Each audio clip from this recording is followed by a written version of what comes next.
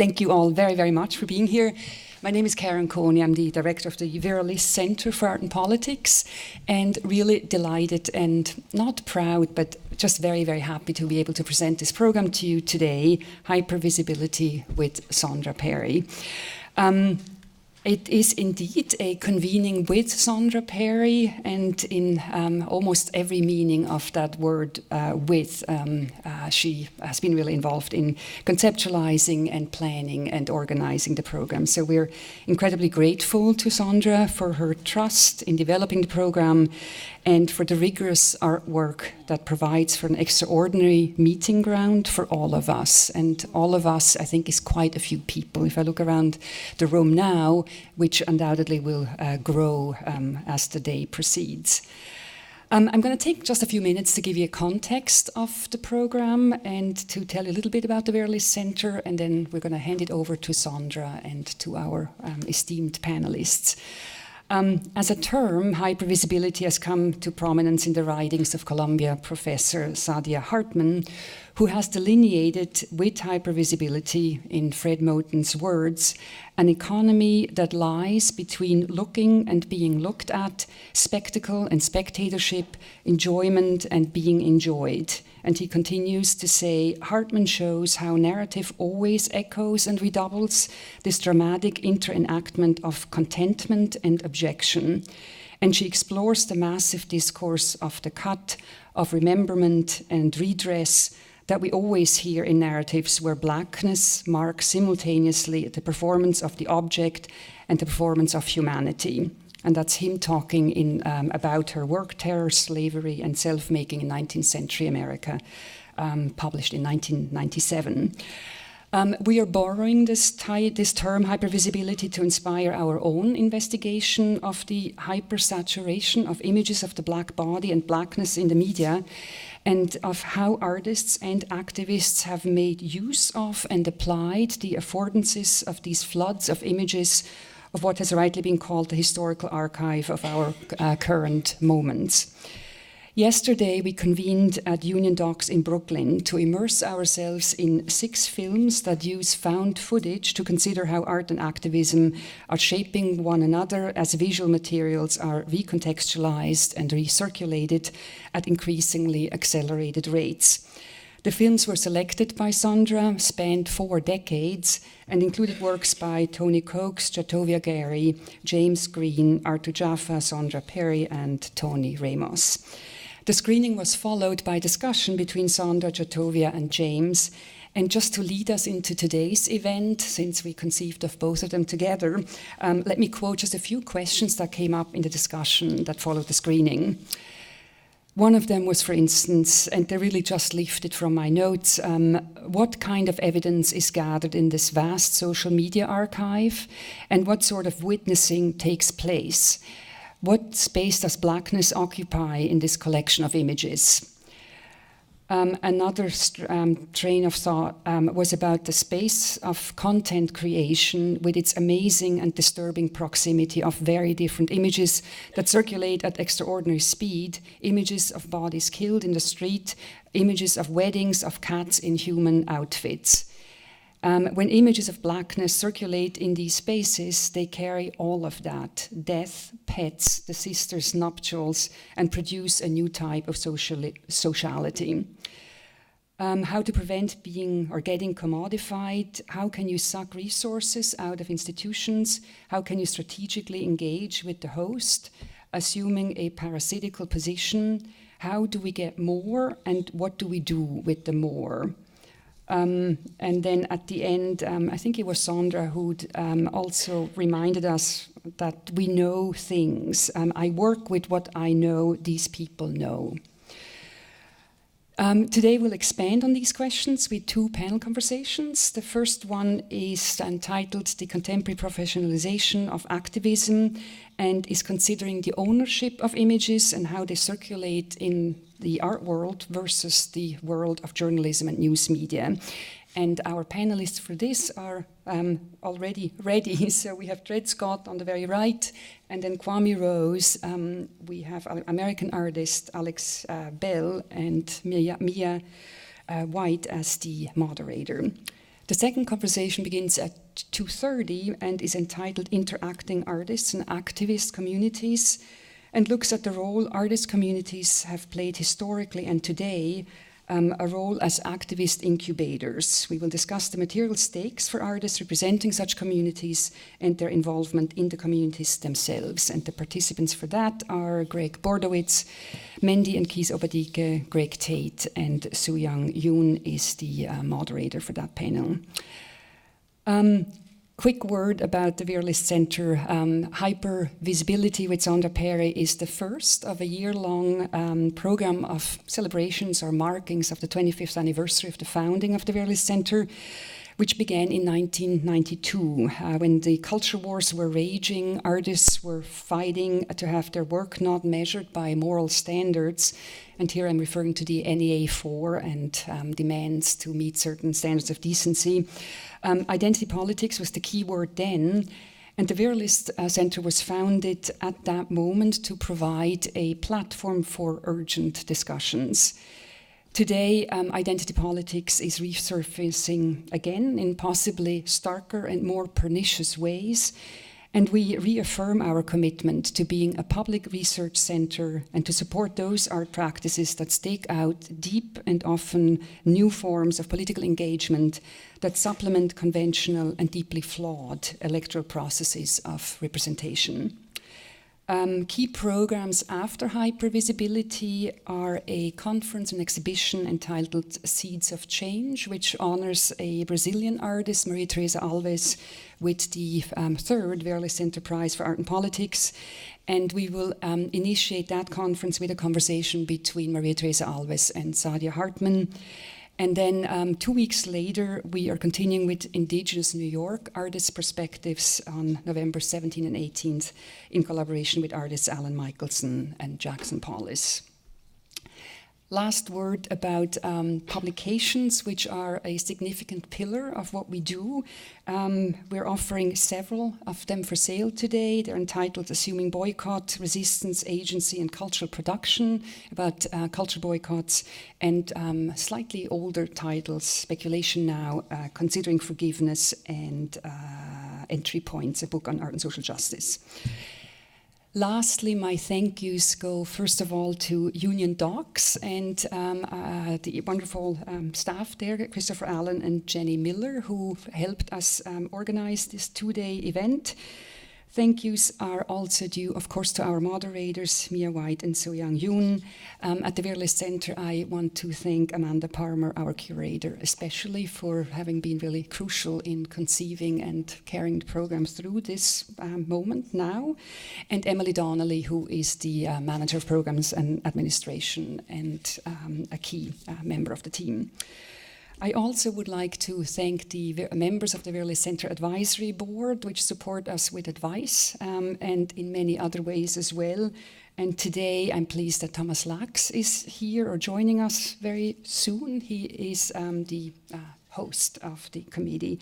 Mendy and Keith Obadike speaking in the second panel are also members of the committee. And with that, my deepest and most emphatic thanks go to Sondra for being here and making herself and your work available to us who need it so badly. So thank you.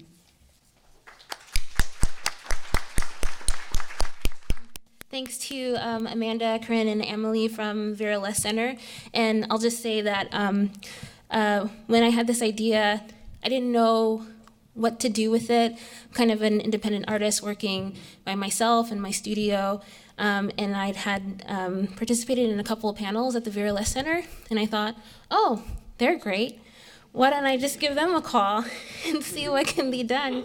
And that began in either February or March of this year. And I'm just so grateful. Thank you for all of your direction and for really making this happen. So thank you. Thank you both. So I'd also like to just touch on what happened yesterday. So thank you to Union Docs for hosting the event.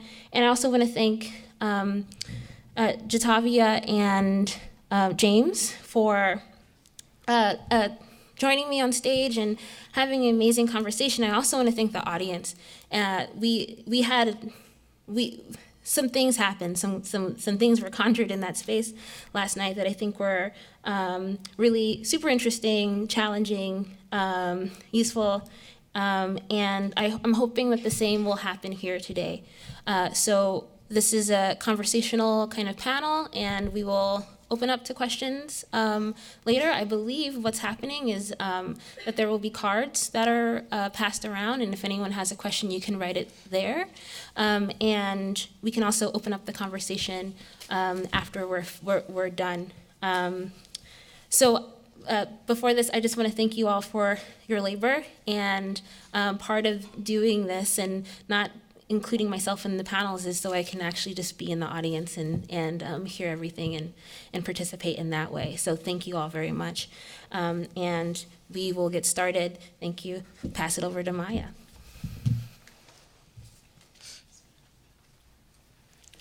Good afternoon, everyone.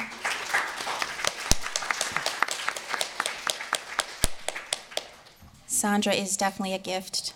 I'm so grateful to be included in this. So for those of you who don't know me, my name is Mia White. I'm a new assistant professor here at the New School. I'm officially in the environmental studies program. I do race and space. I consider myself a radical geographer, fugitive planner, reluctant academic, etc. and so forth. I'm originally from Queens, New York. I spent some time in the projects in Queensbridge. My mother and I were street vendors. That's kind of really ground zero for me for how I understand race and space here in New York City. And now I do a lot of crazy interdisciplinary teaching around race geography and urban politics. So that's enough about me. Let me give you a little bit of the bios here. Dred Scott, on the end, is an interdisciplinary artist whose work is exhibited across the US and internationally.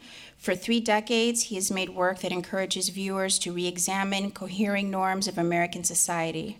In 1989, the entire US Senate denounced and outlawed one of his artworks, and President Bush declared it disgraceful because of its transgressive use of the American flag. His art has been exhibited and performed at MoMA PS1, Pori Art Museum, BAM, and galleries and street corners across the country. He is a recipient of grants from Creative Capital Foundation, the MAP Fund, and the Paula Krasner Foundation, and his work is included in the collection of the Whitney Museum. Kwame Rose is an American social activist, artist, writer, musician, and public speaker. A native of Baltimore, Rose was involved in demonstrations following the police killing of Freddie Gray and garnered attention for confronting Fox News correspondent Geraldo Rivera about biased media coverage. Rose's writing has appeared in the Huffington Post, USA Today, and covered the DNC. Rose is responsible for the clothing line Black Excellence, about the upliftment of Black culture. Kwame is committed to sharing the experiences and issues that affect the Black community in Baltimore and beyond through his work. Next, we have American Artist, who is also an interdisciplinary artist whose work extends dialectics formalized in Black radicalism and organized labor into a context of networked virtual life. Their practice makes use of video, installation, new media, and writing to reveal historical dynamics embedded within contemporary culture and technology. American Artist's legal name change serves as the basis of an ambivalent practice, one of declaration, by insisting on the visibility of Blackness as descriptive of an American artist and also erasure, anonymity in virtual spaces where, quote unquote, American artist is an anonymous name, unable to be Googled or validated by a computer as a person's name. American attended the Whitney Independent Study Program as an artist and completed an MFA from Parsons at the New School for Design in 2015. They have exhibited at the Kitchen, New York, and have participated in group shows internationally.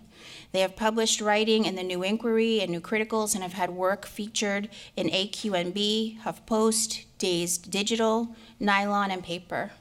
American is a co-founder of the arts and politics publication Unbag. And last but not least, Alexandra Bell from Chicago is a multidisciplinary artist who investigates the complexities of narrative, information consumption, and perception. Utilizing various media, she deconstructs language and imagery to explore the tension between marginal experiences and dominant histories.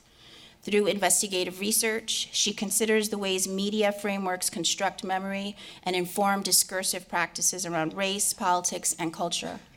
Her current series, Counter Narratives, uses redaction, highlights, and marginalia to explore patterns in news reportage and society at large.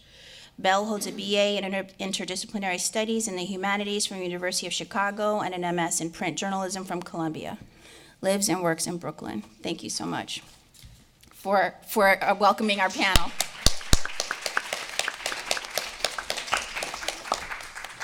So I think what we want to do now is take a moment to give you all a moment to write some questions that you have for our panelists on the index cards, hopefully that each of you have received. And I'm going to also put a question to the panel while you are considering your own questions. And I think we're going to have some help in collecting the cards. Okay. And so we can start with the conversation. So I have a couple of questions, general questions that I'm just going to put to you all, and you can take it wherever you want, and then we'll open it up for everybody else. And as Sondra said, this is a relatively informal conversation where we hope to get deeper as the conversation progresses. So let's begin. I thank you for your labor and your work.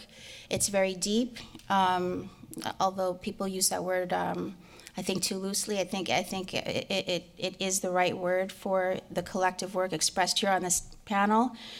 The engagements that you've provided us seem to be invitations and also provocations.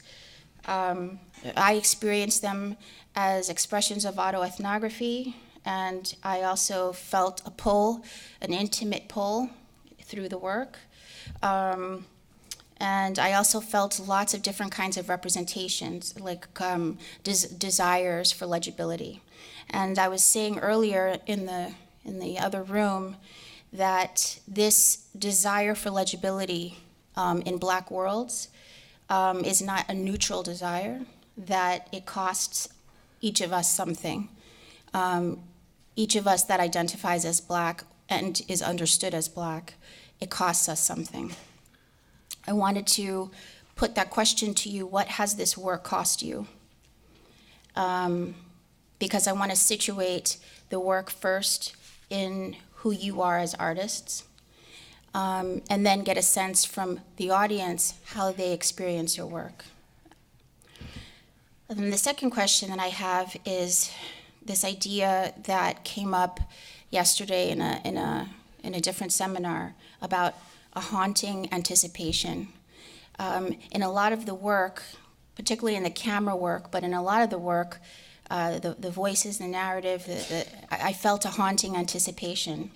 And I wanted to play with this idea a little bit about haunting anticipation and Blackness, and the other, which is whiteness and white supremacy, in the work.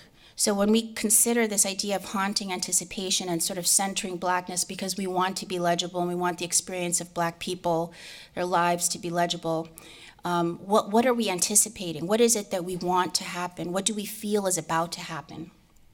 What do you feel is about to happen? I'll leave it there as opening questions, and then again, someone will collect questions from the audience. Thank you. Anyone feel free to jump in, no order. Thank you. Somebody's got to kick it off, so I'll start. I mean, the question about what is sort of being consciously Black cost us or me, I think the bigger question is sort of what would what does it cost people who are trying to suppress that, and what does it mean to be in America? I mean, this country wants us all dead.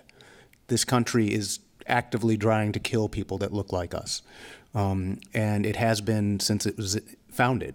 And I think the attempts to sort of reconcile that and to try and become part of America, as opposed to actually saying this is a failed, monstrous experiment, actually costs far more. It's once you actually decide that America is actually the problem, that this is a country that was founded on slavery and genocide, that continues to be based on exploitation and oppression, you actually are free, and you actually have a chance of both retaining your humanity but actually doing something useful in the world with your art or with your activism or whatever. And I think that to not do that, when people are trying to find ways to make this system work or get on top of this system, or be the head of it, be the president or be a CEO or whatever, you actually end up having to perpetuate exploitation and oppression, and that has a cost for you. That has a cost for you in losing your humanity. And so, yes, I have faced death threats and bomb threats. Yes, there's spaces that don't show me. Yes, there are places that don't, want to have my writing in them. Yes, there are places, people, friendships that have been lost. But I don't need that. I need to actually contribute everything I can to get to a world that doesn't have exploitation and oppression in it. And I think that we're concerned sort of about the cost of kind of representing, and I think that this society is horrific. It is, there are two people on either side of an ocean that are nuclear armed, that are potentially dragging the world into millions and millions of deaths.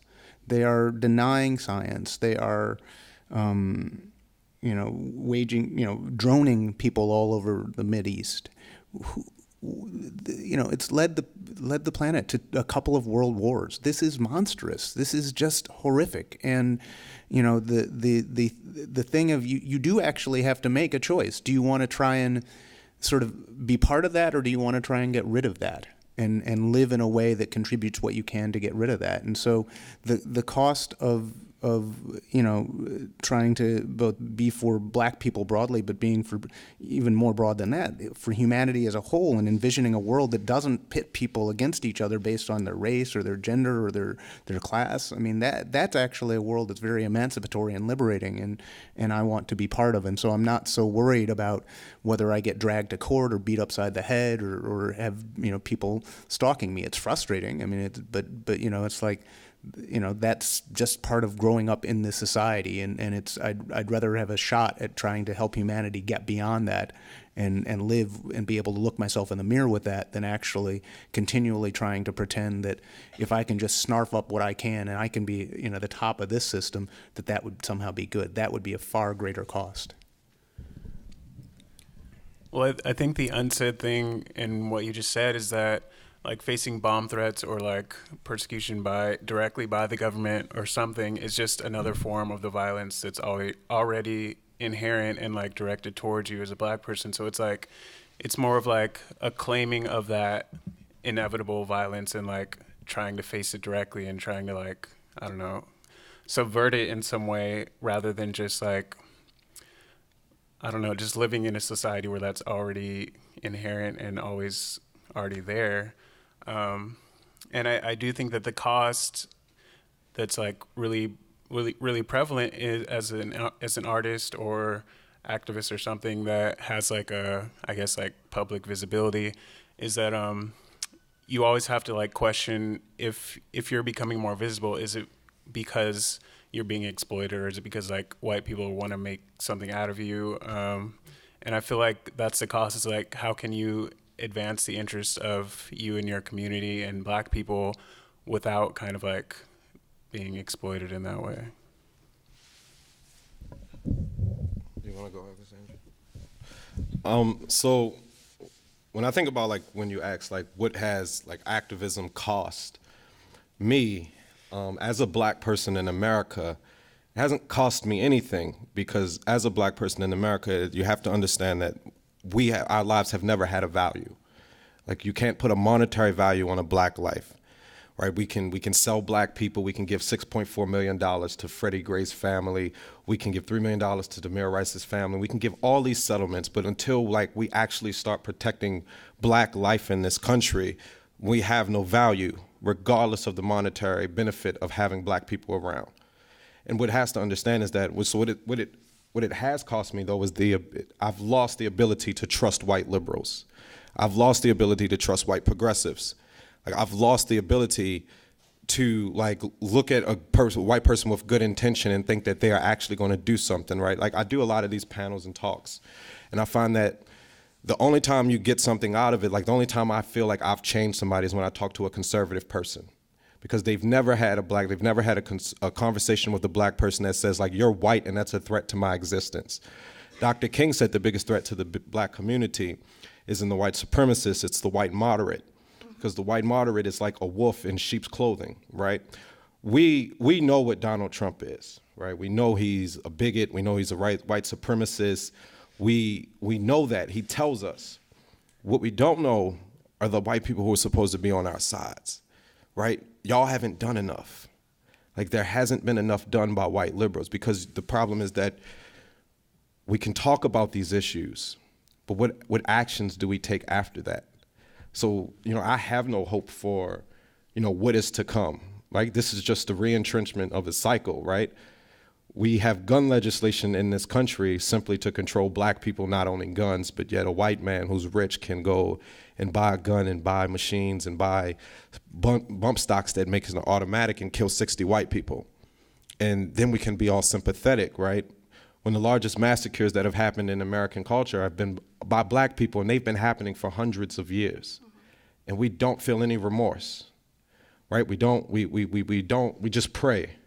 We never take action, we never take recourse, we never do anything to address like the fact that all oppression in this country exists because we continue to oppress black people, and that this country's foundation was built on the oppression of black people and on the lives of black people, right? So for me, it's not about what does it cost me. It's about what do I have to gain, right? Because I have nothing to lose. Asada Shakur's in her prayer, she says, we have nothing to lose but our chains. I wasn't free before I was an activist. I wasn't a better member of society before I was an activist. I wasn't any more or less of a threat before I was an activist. Because to white supremacy, to white America, and to every white person in this country, I was always a threat. My blackness was always perceived as being, my blackness was always demonized, right? And that's just something we have to accept. So it's not about what does it cost us, but it's about what do we gain out of being activists. Dr. King, Malcolm X, Fred Hampton, all of these leaders, they had no fear of death because they were already not living a life that was valuable, that was humanitarian, that was humane. So it's like, what do we have to gain? Like, what does our efforts do on a daily basis to add to the oppressed? And I think that that's how we have to frame the question, because if we're being honest about it, like we don't have nothing, right? I think there was somebody who was at a protest that was like, why are you all looting? A reporter asked, well, why are you all looting? It's like, we don't own shit, so we burn it. Like we don't have anything of our own, so we don't, like, y'all, this is y'all's, this is the only way, right? So we burn property, and that's the only way that white people listen. In Baltimore, it wasn't about Freddie Gray's neck, it was about a CVS being burnt down. It wasn't about poverty, it was about like a CVS being burnt down. It was like, how does people who don't experience blackness, who don't experience who don't actively recognize white supremacy, it was how are they affected? And the fact that we pay more attention to property value than the value of black lives in this country is something that we all have to address and wake up and realize and look it in the face and say, like, for this to be the greatest nation on earth, we really suck. Alex? Yes. I guess maybe I'll try to answer the question a little more directly, so my answer will be probably short. I'm about 4 works in, so I can't really say that it's cost me something. I do think that I'm interested in the work of shifting narratives in society about Black people, about other people of color, and I think pushing back against news media is a way to do that. So a lot of the stuff that Kwame talks about is the frameworks that have come out of Baltimore to kind of describe a movement based off certain things. And so I don't know if there's anything that it's cost me. I definitely think there's a lot of value in trying to shift the gaze away from a particular kind of conversation, and I believe my work does that. I haven't felt any intense repercussions about it, but I imagine that the impetus to do that kind of work emerges from us, steady and like subtle violence I feel every day, reading and consuming news, and trying to find a way to kind of shift that messaging. So just in a really kind of concise way. I don't know if it's cost me anything to do my work, right? It's probably saved me in some ways from what I consume without thinking, right? Thank you for that. I'm gonna put a couple of thoughts on the table. The question wasn't so much from a capital perspective in terms of cash or pay. It was really from a dream perspective. I was talking to some Black high school students recently. I went to Brooklyn Tech, so I was talking to some tech students, and this idea of what it costs them to wake up in this American dream was the topic of the conversation. Let me back up a little bit. I'm a mother. I have 2 children. So though I respect an Afro-pessimistic orientation, I cannot say that we have nothing. I must push back respectfully on that. We have each other. And I think it's a profound error to say we have nothing. Because if we have nothing, then we are annihilating our futures, our creative futures. I don't mean this in the Fred Moten way of nothingness. I mean that we are stardust and we are everything. And the other thing I wanted to say was this, going back to the high school students, this idea that giving up the dream of a Barack Obama as representative of something hopeful was what a lot of students said that they gave up. What you talked about of giving up hope and giving up the idea of trusting white liberals, I think it matters. I've also come to that perspective, but from a different route as an Afro-Asian. I have also come to that perspective of giving up hope of trust. And I think these things are really relevant in our conversation. Fred Moten is coming to the New School soon to talk about his new work around titled, I think, Manic Depression. I just want to put on the table the reality of our souls and our mental health, and the reality that we exist in these encasements and these embodiments, but existing in this world is not neutral. I think it's just my perspective. Perhaps it's because I'm a parent of 2 young children, but I have to sort of realize the nature and history of white supremacy as a segmented set of experiences, and I also have to keep living, So it's sort of this idea of revolutionary suicide to me, from a Huey P. Newton perspective, is sort of recognizing the burden, but also knowing that we have to keep living. And this is the last thing I'll say is that I do think that Malcolm X and Martin Luther King were afraid. I think that they were afraid. And they persisted, knowing that they would be assassinated. I don't think that they were fearless. That's just my, again, who knows? But I do believe that they were afraid. So, who has some questions? Please, yes, please. Yeah. Well, I was thinking about what you said about, I guess, like the Afro-pessimistic perspective, and I don't think it's so much about not having nothing. I think it's about being in a position of like social death. So it's like Black people are, I guess, like eternally in a position like white people would like to like promote a social dynamic where we can like aspire to whiteness, and that's the only way to gain recognition or like value. But Black people can't actually aspire to white because there's always this like undergirding dynamic of master over slave, like settler, indigenous and whatnot. And so I don't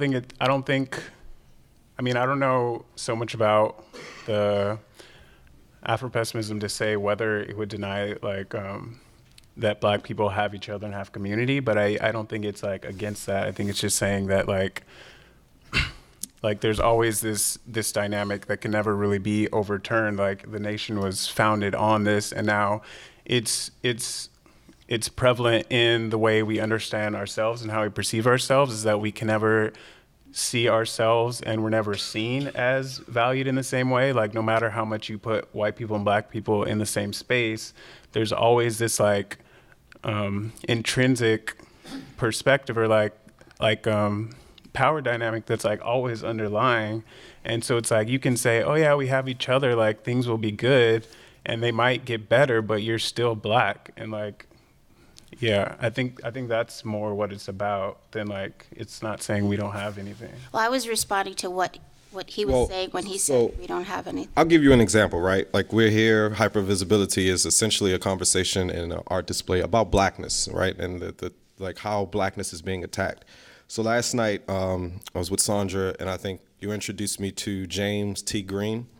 So when we met, right, like we're at this, what is theoretically supposed to be this Black event. A few Black artists in the midst of all these like white hipsters. So when I meet him, we shake hands, and I'm like, yo, that was the whitest handshake ever. And so then we dap each other up.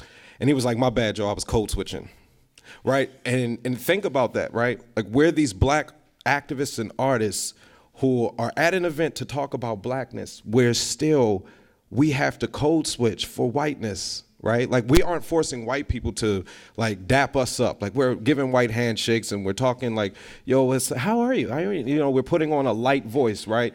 Like Blackness is still being co-opted in this like space that was created for us, right? So when I say we don't have anything, like, you know, like Blackness is literally being suffocated by whiteness in every aspect in society of culture. And we are the influencers of everything, right? Like do-rags. Like why is Louis Vuitton selling do-rags when Black people have been rocking do-rags since like forever, right? It's a part of our culture, but the Kardashians can co-opt it, right? Or we can talk about like the fact that hip hop has just like surpassed rock and roll as the top genre, but we don't recognize that Black people like created rock and roll, right? So when I say we have nothing, I literally mean even in a space of like Blackness, whiteness still is the dominating factor and will always be in this society, because what was done was that we removed, and it's different because when you're the descendant of an African slave, you have no other culture to adapt to, right? When you're a descendant of an African slave, your history, your lineage beyond the fact that your family was a slave was sucked away from you, right? So I don't have another culture that I can adapt to. I don't have anything else I can identify with except for my family history ends at being a slave. It begins with being a slave. So we have nothing beyond that. And it might be powerful, what we've done so far, but you look at other cultures and societies like Black people who were born here, whose ancestors were slaves, like have nothing, have never been given respect. We got like a small plaque on the side of the White House. That's it. That you can't take that to the bank and cash it. It won't solve poverty. It won't solve white supremacy. So we have to think about how do we add to those spaces and like protect Blackness even in Black spaces. I think there's a little bit of a dissonance and a beautiful tension in what you're saying. You're saying that we have nothing in the sense of the white gaze, right? And I think I would agree. The idea that we have nothing in the context of white supremacy and whiteness is probably not even very debatable. But the idea that we can decenter whiteness or should decenter whiteness, I think, is what many scholars, critical Black theorists, are trying to grapple with. The idea that Fred Moten talks about nothingness, Blacks as having no thingness in the context of the white gaze as absolutely unequivocally true. Well, I'm not but talking. If we're not focusing on white people, I'm not talking about like in the white gaze, right? Because like Black people find validity a lot in like doing shit that white people have already done, right? So I'm not talking about like Blackness in like this white gaze. I'm talking about like even in this space for Black people, right? We still are trying to be the most presentable. Like we're not worried about just being our natural selves. We still have to, in a sense, straighten up to the fullest. And I think it's dangerous. So we're not just talking about like white people, like Black people. Baltimore's the perfect example. It's a Black city, 64% Black population. Most of our elected officials are Black, but yet it's still the perfect city that's run by white supremacy just behind black faces, right? There's a disconnect between like people that have it, black people who have it, and black people who don't have it. And nowhere in the median is a sense of camaraderie or community around blackness. It's all about how do we gain in a system that was set up for only some black people to make it, some black people not to. And those of us who have the ability to code switch, like ultimately have to look at ourselves in the mirror and like damn, I'm black, but was I black enough?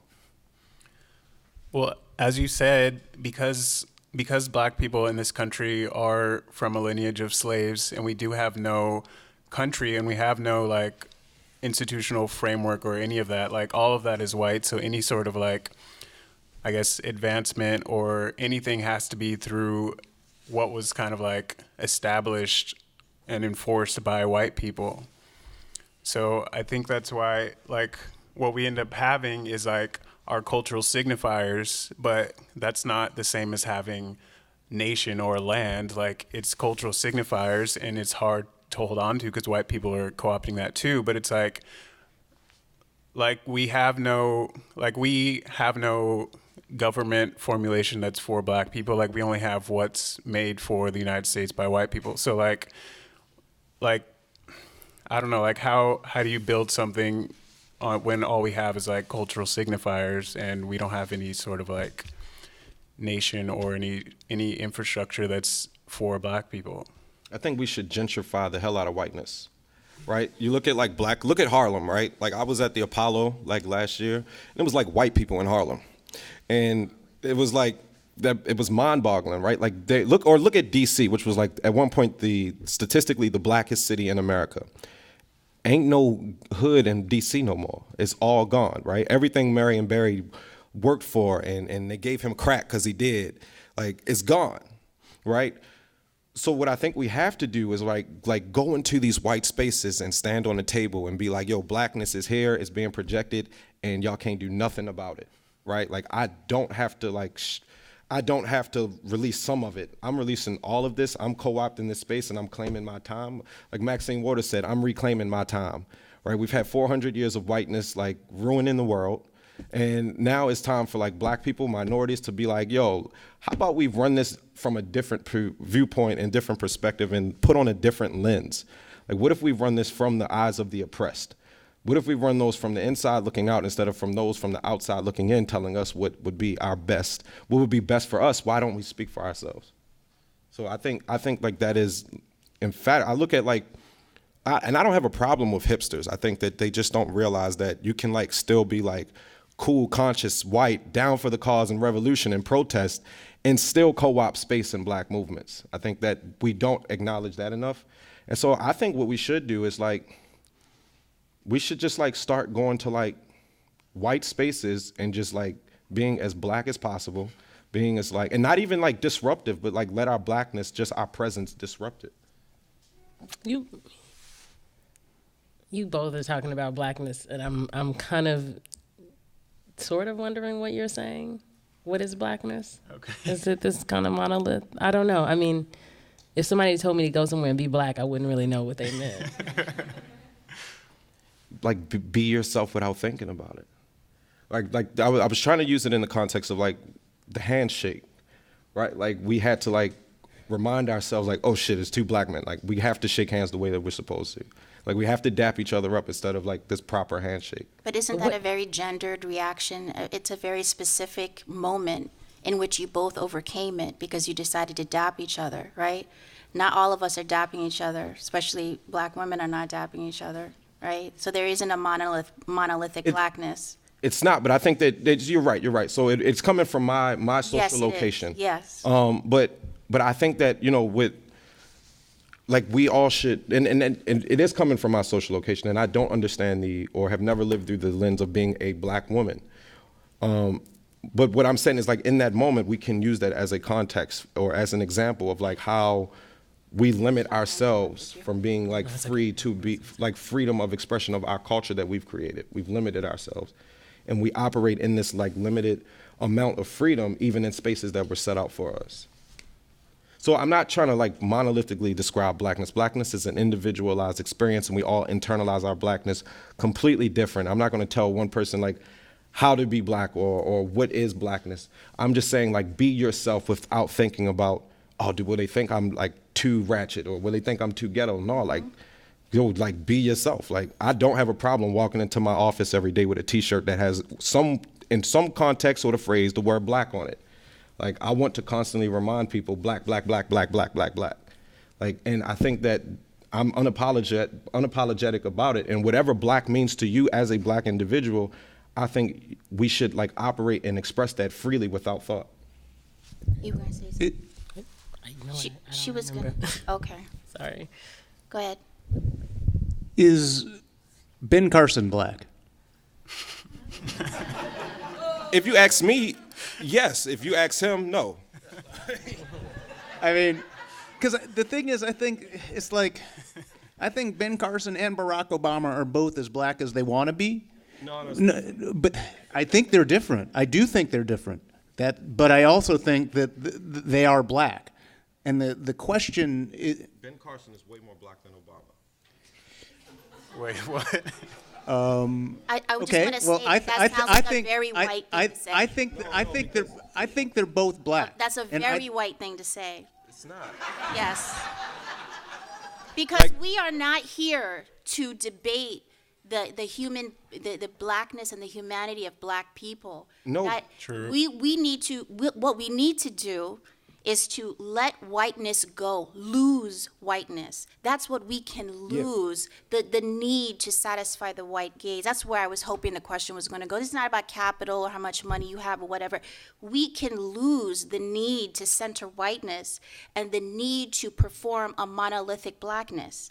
That's what we can lose, and then we can gain everything. But I think, like, you know, even the way we get defensive, like, as black people about, like, calling out Barack Obama. Like, no, we can call him out, but don't call him not black. He's not a descendant of African slaves, so he gets to take on and off when he wants to be black. Have you heard of the black diaspora, brother? Yeah, but I'm saying, like, in the context of white supremacy in the American context, White supremacy is a global phenomenon. No, it's the birth child of Eurocentricity.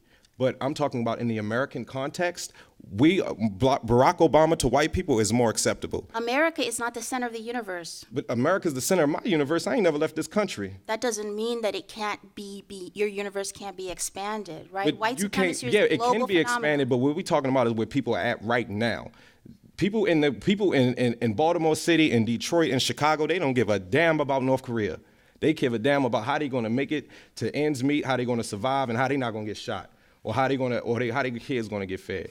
And what I'm saying is that we have to be like real and have a conversation about like what black people we let represent us, and like not, and like even critiquing ourselves amongst ourselves, like we have to like get real about like who is more acceptable to white people, and what type of, like what white people allow us to like accept, or what they project on us. And I think, like, you know, we talk about this global form, like Malcolm X went to the Bandung Conference in 1956, and he met with all these black and global leaders.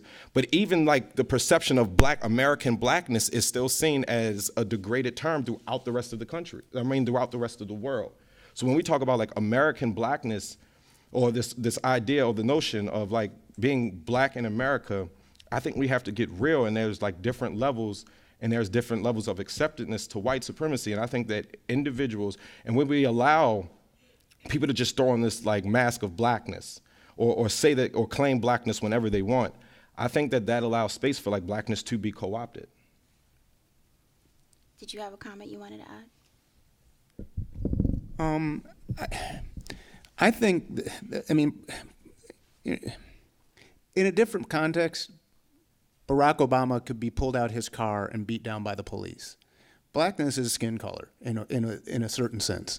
They don't care whether he came from Africa. I mean, there are plenty of people, you know, Amadou Diallo, you know, he was born in Africa. He had his ass shot because of white supremacy, okay?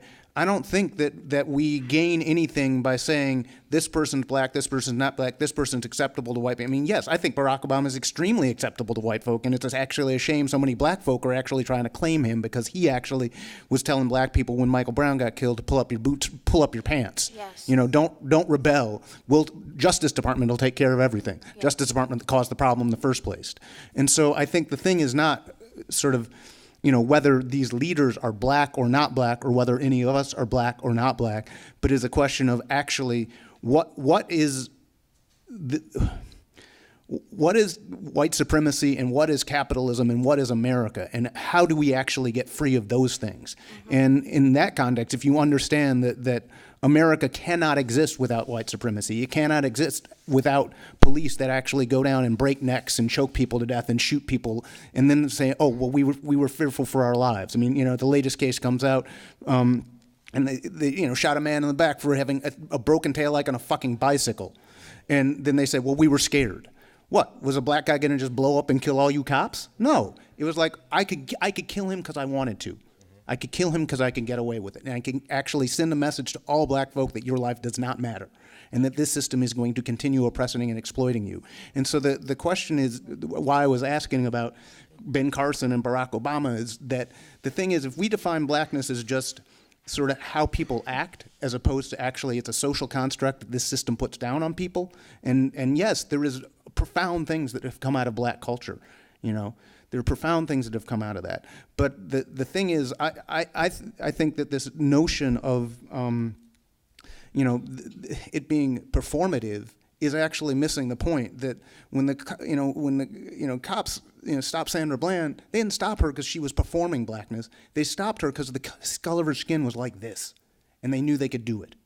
Okay, and so if you look at every measurable statistic of, I do think I've got a 20-year-old son. I think there's something to hold on to, but the something is not sort of anything other than what people have always held on to. It's life, and that's not defining of black or white. But I think that the question is, how do we actually get beyond a system that needs to oppress and exploit, and recognizing that. Well, I'll just leave it there. Yeah. I want to, yes, I recognize I got some questions, but they're a little bit maybe kind of off where we've gotten to, so I'm going to just take hands if that's okay. So right here, thank you. Yeah, nice and loud. So I guess Oh yeah, there you go. Thank you. So I guess one of the things that I noticed about just this whole discussion is the language, saying white supremacy. I've changed my language to more white power, because there is no scientific proof that a white person is superior to me, especially being a person of African descent and all the talents that we have. And the way I'm from Harlem, and I live in Baltimore. And my experiences in Baltimore are so reminiscent of between the 60s and the 80s in Harlem currently, even after Freddie Gray and all those different things. And I work with youth every single day, and I'm also a mother.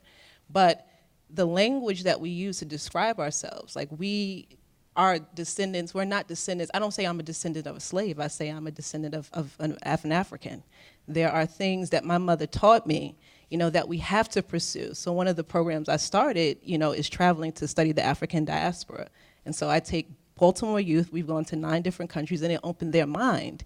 And unless, for me, panels are cool, discussions are cool. I'm an artist too, but as a mother and as a person that is very committed to seeing change, I feel like you have to kind of take the step. You have to change your language. You can't just keep saying, I don't think about, even, the disagreement. I like that, that level of angst. But at the same time, some people have never left the country, and people that I work with in Baltimore, hypervisibility, they're not going to think about what that is. That stuff kind of gets on my nerves, because it's okay, so what does this do? Even thinking beyond black and white. So Baltimore is absolutely a conversation between black and white. Anything other is you're either black or white. But growing up in New York, or growing up and going into other different experiences, there's also disparity for black bodies being co-opted by other races, Asian, Latino. To me, I'm very connected to it because of the way I was raised. But again, it's just the language of, what's being described.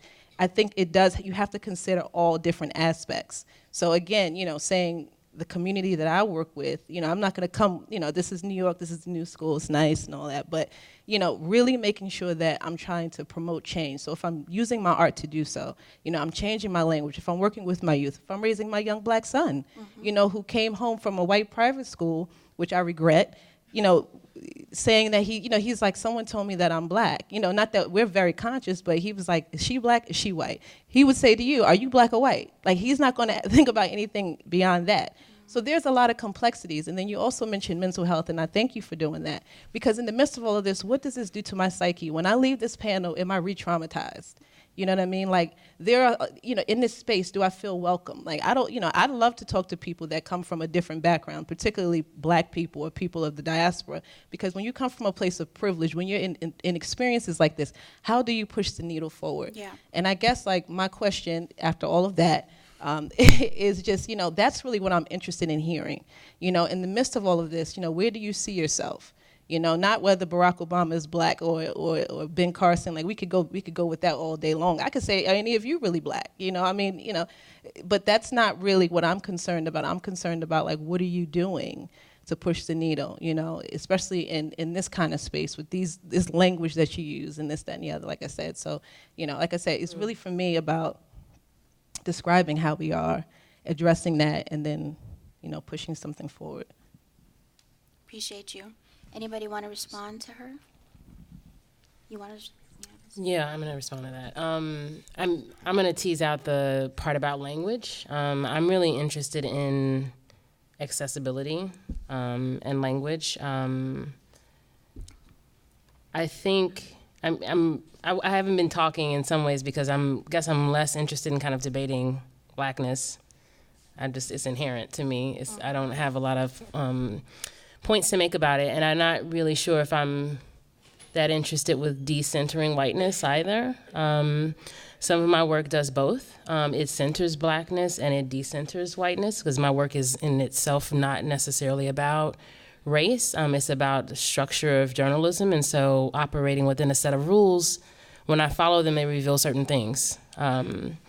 And so I think that there's information to be gained from, say, the hypervisibility of whiteness, right? If there is and I think at times you can point to something by not necessarily displaying it, right? I've found that, at least in news media, whiteness is centered at certain points and is decentered at other points. And the same, you could say that for Blackness as well. And I think if you live in Baltimore, and I'm from Chicago, I think you're used to there being a particular type of circulation around race, around behavior in news media, how we report riots, right? You can see a lot of commonality between how news talks about Baltimore riots, right? That term itself is problematic. How we talk about the LA riots. This language over time has been pretty consistent. And so I'm interested in that conversation. And I don't know if I think there's an attempt to create kind of an idea or a concept about Blackness and what it is by showing it in a particular light, by using a certain kind of frameworks. But my work isn't about getting away from whiteness and getting to a certain place of Blackness where whites don't exist. It is in a lot of ways about trying to grapple with how systems, right, in this particular sense versus the judicial system or something like that. I'm working within a journalistic framework, so I'm interested in kind of how over time, right, because I think journalism is probably more responsible for our systems and structures and belief processes than any other system. How over time that kind of language and imagery has kind of codified these beliefs that we have about who people are. And I think that in a sense seeps into other ideas, like the idea of a Black welfare queen, right? That's a Reagan term from the 70s, but even though you can disprove that, that's pretty static at this point. Black men as kind of, rapists of white women, this kind of brute ideology, right? That's old, but you can find probably structural and language similarities between, say, the Central Park 5 reporting and the Scottsboro Boys. So I'm interested in kind of teasing out those commonalities and what's left there. And that doesn't mean that I'm hyper-focused on Blackness. It means that I'm looking at similar stories and ideas, and when I peel things back, there's something left there. I think the way, I present my work in public, as the way the project works is that I usually I only select an article if I find something journalistically off about it. And from there, I work through a number of changes to kind of rectify those issues. And then what's left is the counter narrative. And oftentimes between those two, you can figure something out. I did one of the works is features. It's about the Rio robbery that happened with Ryan Lochte, and it has this interesting title about the swimmers and this robbery, and then there's a photo of Usain Bolt underneath, right? And by the time I finished working on it and changed the image, you can ask yourself a lot of questions about why that image was chosen, how we talk about or maybe hide white criminality. So my interest that's where my interests lie. I'm less, I guess, moved by figuring out if Barack Obama's black. I think, but I will say, as a Chicagoan, that I think he would have been president if he hadn't lived in Chicago, and that the way blacks in Chicago view race is very much how a lot of people, black, white, Mexican, Polish, that's it. There wasn't a lot of flexibility there. And there was something really empowering about that, I think. It's limiting as well in some ways, but it does inform kind of how I relate and how I read things. And so I think what's most interesting to me about the work or the activism on the stage is how it subverts this particular kind of norm that we see in news. So people try to dab me too. That's a sexuality thing, but I think so. I'm not as interested in those kind of micro things as much as I am kind of how, with all of our work, we're trying to find a way to push back against this dominant narrative, whether it be how you use the flag, whether it be you countering why the news media shows up in the first place, Kwame, because a big part, I don't know if you guys have seen the clip of Kwame kind of arguing with Rivera, but a big part of what he's saying is that there's a particular type of story that you're chasing. So this may actually in itself be news, but how has it been filtered, right?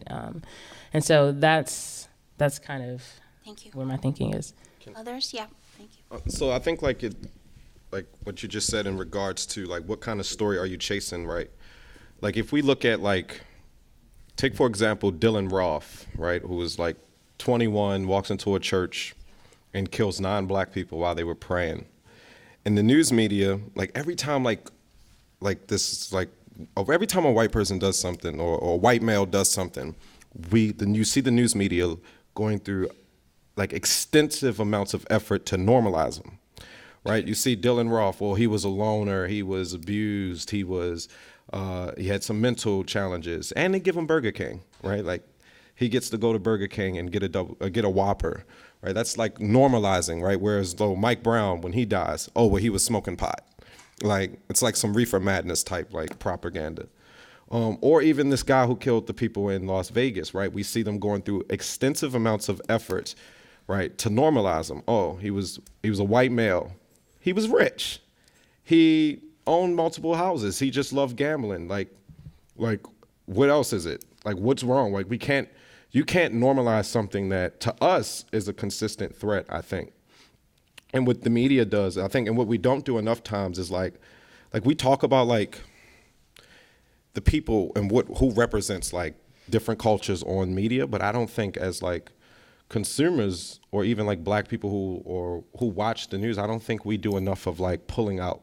I think we've lost the sense as people after the civil rights movement because of social media to effectively boycott companies and corporations. I think that it doesn't exist. We are always going to be chasing what the media is chasing.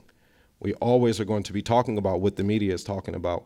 And I think even on social media, when we control the narratives, I think they get co-opted in a sense because we're always pushing back to normalize blackness in response to the media normalizing whiteness, or the response. Trump can go to Puerto Rico and say, well, y'all didn't die like they did in Katrina, right? He's literally telling them these Puerto Ricans, at least you didn't die like the black people did in Katrina, right? There is something is wrong with that. And the way the media even covers the story and not to put it in a racial context, I think is problematic. And we don't force the media enough to talk about the issues. Like, there is a context. Race rules every aspect of American society. What race you are, what race, first it's your race, and then it breaks down to gender. But I think what race you are plays a role in how you are benefited from in society and how you're talked about in media.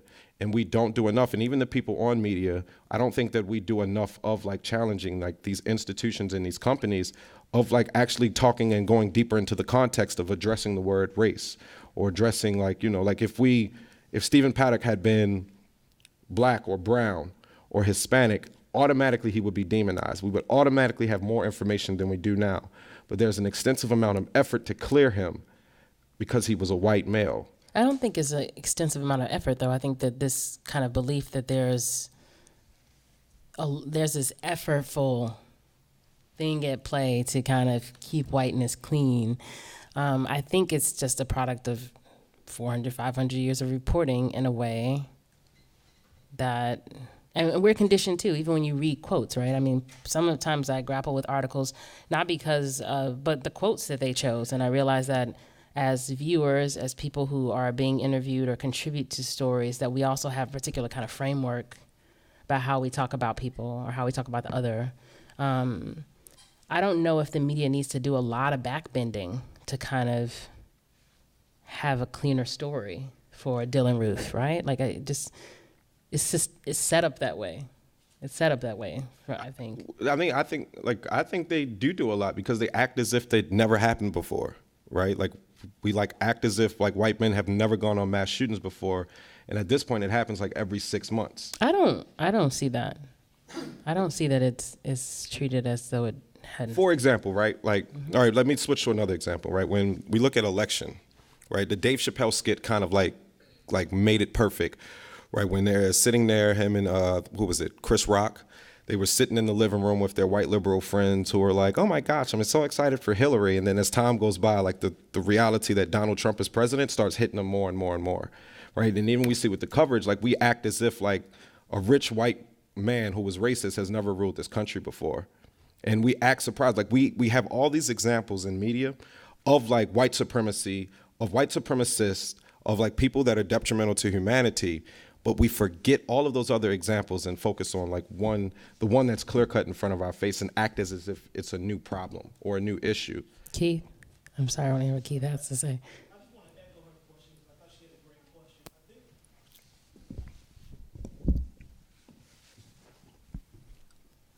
Sorry, I just wanted to hear more about what everyone is doing to push the needle forward. I think that was her question. I just wanted to make sure that point didn't get lost, because I thought it was a great point, and I know that everybody's getting to it in their own way, but if you could just break it down for me. Clean cut. Thank you. Can I answer that? Because I wanted to get back to that as well, like, and especially in this conversation about media and feeling like there's not an amount of like control or agency in social media or anything like that. Because in my practice, I'm interested in how digital spaces or network devices like phones or whatever are this kind of like ubiquitous thing that we just take for granted, and how I think there is some amount of agency of being in a time when you have access to so much information and whatnot.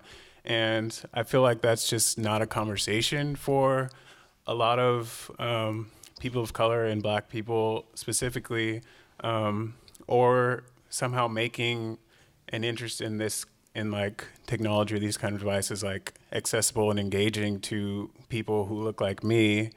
And yeah, so I feel like saying that like we have no agency over that or anything. I think it's just like kind of expected that we're not allowed or like encouraged to engage with these kind of like materials or apparatuses. And I feel like it's a matter of like opening conversation around that, or like making art that kind of like speaks to that.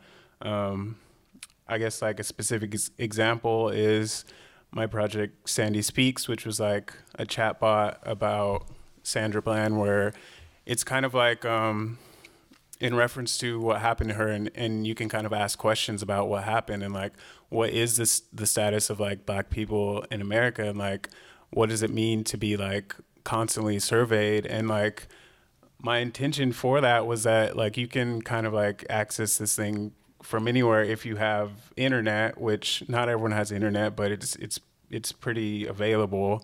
So I just want to like make aspects of that technology like just make people aware of it and like be available to it. And I think on social media, the media does kind of like dominate things like Facebook or Instagram and whatever.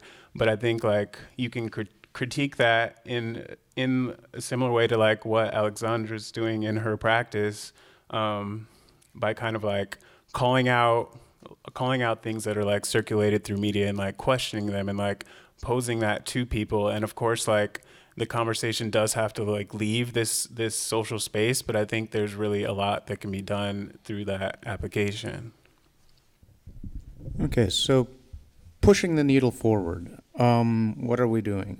I mean, first off, I think what we need is more than to push a needle forward. We need revolution. We need fundamental social change. And so everything I do or try to do is about that, trying to help create a movement for, or contribute what I can to people being part of a movement for revolution. And so most of how I do that is through art. And, you know, I think with my art, I try and engage people in some of the biggest questions confronting humanity. And so one project that I'm working on right now is a project called Slave Rebellion Reenactment, which is going to reenact the largest rebellion of enslaved people in North American history. That rebellion happened in 1811 outside of New Orleans, and it had a shot at success. And success was not just kill some white people and get revenge before you get killed, or kill white people, get revenge, and set up a maroon colony. They wanted to seize all of Orleans territory, which was about a sixth of the of America at the time, and end slavery in that region.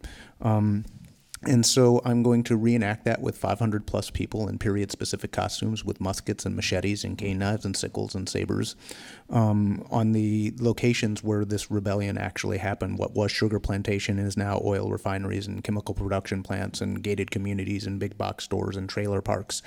And so, you know, it will be a profound cognitive dissonance to see 500 armed black people moving through those areas.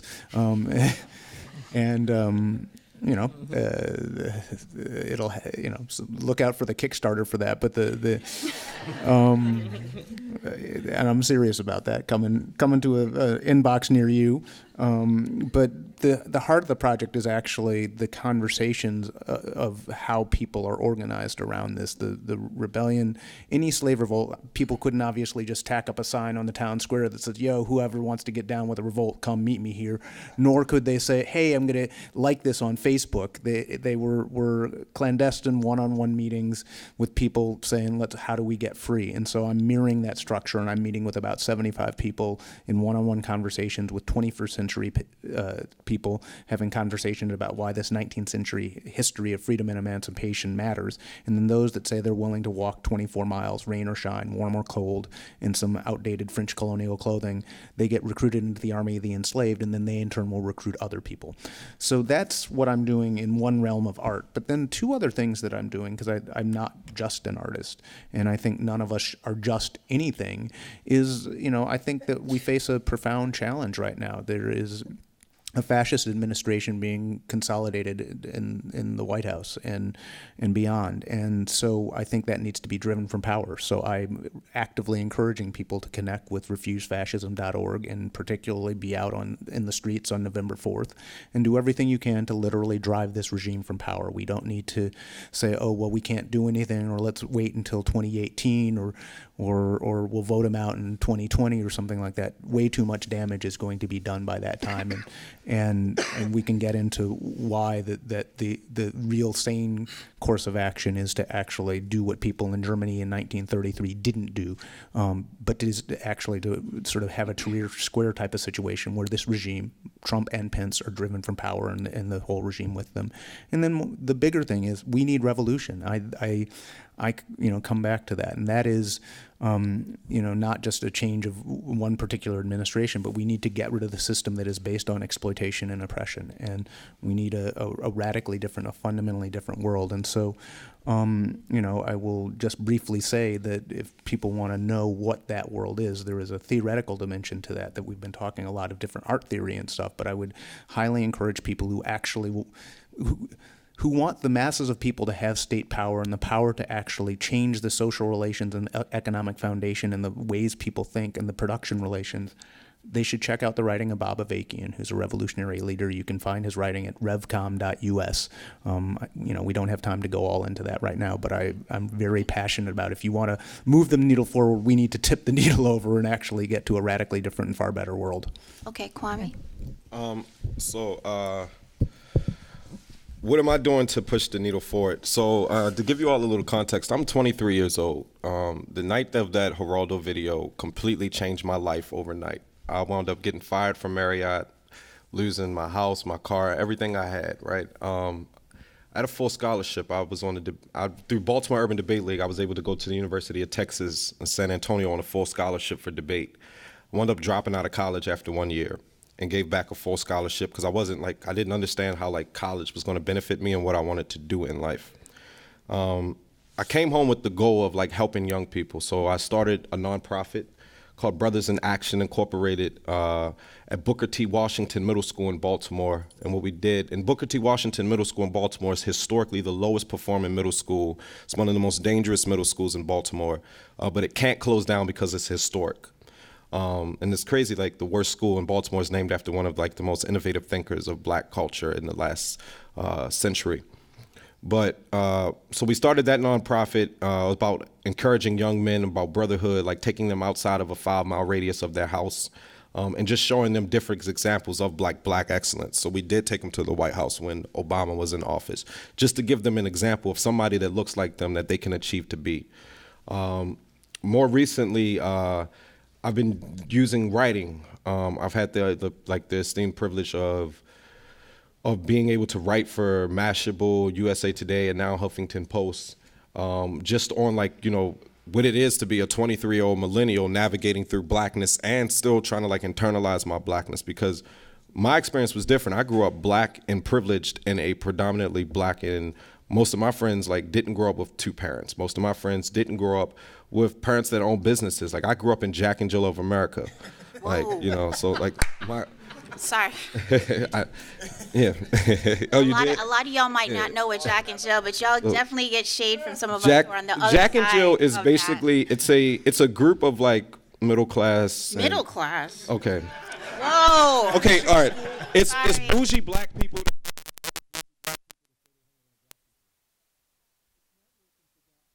Yes. But I use No, not just any Black kids, okay? Yeah, I'm just saying. But I use.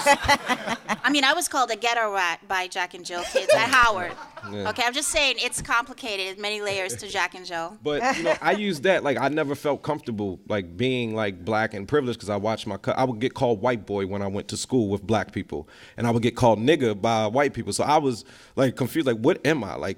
Black people don't see me as Black because of this financial privilege my parents have, which is we're middle. Being Black and successful is way poorer than white people's success. And so I was still what the hell? They fed us peanut butter and jelly for dinner. But now one thing I have done recently is with the help of Tristan, one of my friends, we've started Black Learning Matters. It's a social initiative that we've started on college campuses around the country. We started at Philander Smith College, which is it's a HBCU in Little Rock, Arkansas. And what we do is we try to encourage the Black incoming freshmen to hang with each other and stick with each other and teach them the history of social activism and how it all started on college campuses. If you look at SNCC, you look at Black Panthers, you look at, we teach them social activists actually organized on college campuses and forced change on college campuses. And that thrust throughout the rest of the world. And so we just try to provide them inspiration and also give them access to hip young people that they can look at themselves and see themselves as. Yeah, so that's it's crazy. I write for the media, write for news publications, and I spend so much time criticizing them. But I just take advantage of this platform of being able to critique systems while still navigating through it because I gotta eat. I was hungry. Alex, Alex, let her. Go ahead. Yeah, I'll answer. It's going to be a little repetitive. Okay. But, so in addition to the counter-narratives work, I mean, the goal of my work overall is to kind of really shift the way the rate at which and how we consume news media. I'm really interested in slowing down. We get a lot of things flying at us. I work primarily in print media. I trust it a little bit more than online. I think yesterday we were talking and Sondra had me feeling ashamed of being on Facebook. She was like, you're really kind of on Facebook with all these different narratives circulating. Russia's on your back. Like, so I work in print media. Really want people to start to think a lot about the language that we consume, how we other people through news media. I'm also working on an audio project that kind of thinks about kind of the modern day Black press conference, which is kind of something we've gotten to see as the murders of Black people at the hands of cops. We kind of used to seeing these press conferences and kind of consuming Black pain in that way. I'm really interested in working through that. And then I'm also working on a newspaper that is set in the future that kind of considers Black liberatory practices through news articles. So, and that's kind of like a cross-collaborative project. I might call you soon. Yes. So yeah, those are the things that I'm working on. And I think it's to try to continue to find creative ways to get people to think about the impact of news media, and then ways we can kind of push back against some of the structures, or at least individually, if we can't overturn the whole thing. So yeah, that's what I'm doing. I'm going to be very, very quick because I do want to add a little bit about what I'm doing as a scholar activist. I want to be provocative and say we don't need a future revolution. The revolution is already here.